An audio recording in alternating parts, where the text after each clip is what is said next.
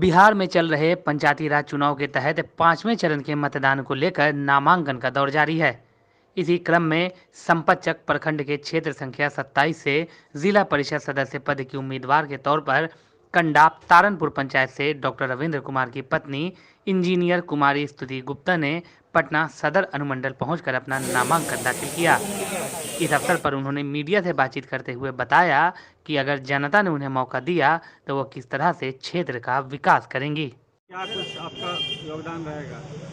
हम जिला परिषद के लिए आए हैं। हमारे गांव में 15 साल से कुछ भी विकास नहीं हुआ है। ऐसे हमें यहाँ आने की कोई ज़रूरत नहीं थी, बट हमारे गांव की स्थिति को देख के हमें ये कदम उठाना पड़ा है। अभी तक कुछ भी विकास नहीं हुआ है। अगर आप देखिए तो फंड अभी तक 1.5 करोड़ से ऊपर निकल चुका है, लेकिन हमारे गांव में, हमारे पंचायत में 3 पंचायतें, कुछ भी विकास नहीं। अगर आप शाम में जाइए ना, लाइट तक नहीं है खंभे में, आदमी कैसे जाए? महिला है, महिला के एजुकेशन के लिए कुछ भी नहीं है। अभी जैसे आप देख रहे बच्चों का ऑनलाइन क्लासेस चल रहा है, किसी भी गार्जियन से पूछिए ऑनलाइन क्या है, कुछ भी पता नहीं है। ना कंप्यूटर सेंटर है वहाँ हमारे गांव में, ना सिलाई मशीन का कुछ भी सेंटर नहीं। जो कहा जा सकता है कि एक महिला को खुद अपने पैर पे खड़ा होने का कुछ भी कला क्षेत्र, संस्कृति कुछ भी दे सकते, कुछ भी नहीं। एक्चुअली हम चाहते हैं कि अपने गांव को जितना चाहे डेवलप करें। पटना से 15 किलोमीटर के अंदर है। संपाचक जो है हमारा पंचायत है, बिल्कुल साथ में। पटना से इतना पीछे क्यों है?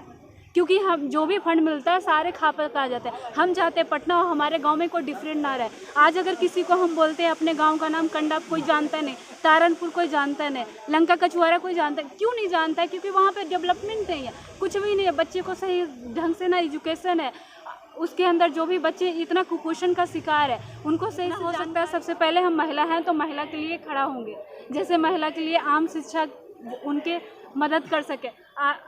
जैसे गांव में क्या होता है, लड़कियों की एजुकेशन बीए इंटर करके वो उनकी शादी हो जाते हैं। हम चाहते हैं उनकी एजुकेशन कम हो, उनकी नौकरी की व्यवस्था करें। जैसे कंप्यूटर का बेसिक नॉलेज वो दिया जाए, सिलाई का बेसिक नॉलेज दिया जाए ताकि वो दो रोटी कमा सके। इस तरह की व्यवस्था है। खास करके जैसे सड़कों पे लाइट वगैरह नहीं है, बहुत सारी व्यवस्था करनी है।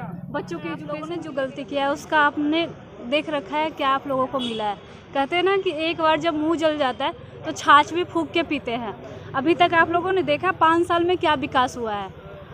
ये आपका गांव है, आपका विकास है, आपका वोट है। आपको सोचना है इस बार कि किसको देना है। आप सोच समझ के अच्छे से दीजिए वोट, ताकि इस बार आप लोगों के साथ कुछ गलत ना हो। जो फंड निकला है वो आपके पैसे हैं, हमारे नहीं है। वो आपके हैं, आपके बच्चे का, आपका परिवार का। आप जाके सवाल कीजिए कहाँ गए वो जो पैसे निकले सरकार ने जो आप लोगों के लिए दिए थे। हम इसलिए आए हैं यहाँ ताकि आपका हक आपको दिला सके।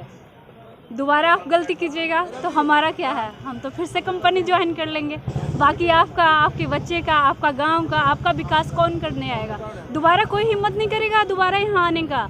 पिछले बार हम आए, चलिए ठीक है, एक बार सबको गलती करते हैं, ठीक है, सबको पता है कि दूसरे रैंकर रह के गए हैं। इस बार फिर से कोशिश कर रहे हैं ताकि आपके समाज, गांव, आपके बच्चे, आपके परिवार, सबका वो विकास हो, इसीलिए आ रहे हैं। एक बार उम्मीद करते हैं कि आप इस बार हमारे साथ उतरिएगा।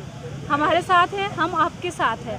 विकास हम लोग का साथ में ही होगा, तो आप अच्छे से सोच समझ के विचार कीजिए। सबसे पहले आप देखते हैं कि घर में अगर औरत पढ़ी लिखी है तो घर का उसका माहौल अलग। अगर आप अच्छे पढ़े लिखे नागरिक को अगर चुनते हैं तो आपका ही समाज, गांव डेवलप करेगा।